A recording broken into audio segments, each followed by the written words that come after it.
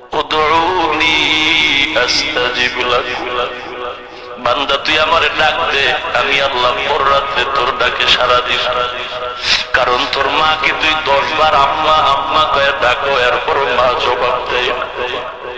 তুই তোর আব্বাকে আব্বা কয়ে বারবার ডাকো, বারবার জবাব দেয়। ওরে বান্দা তুই এতবার পা কয়ে ডাকছো,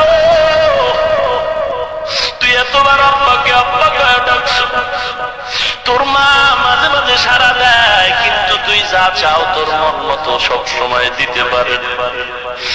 এই এতগুলো ডাকের মধ্যে তুই পাও না হারের মধ্যে যদি একবার আমি আল্লাহকে ডাক দিতি,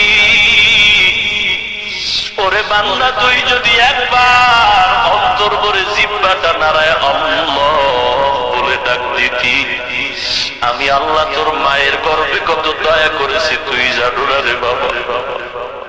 আমি আল্লাহ দুনিয়াতে আসার পরে তুই কত দয়া করেছি।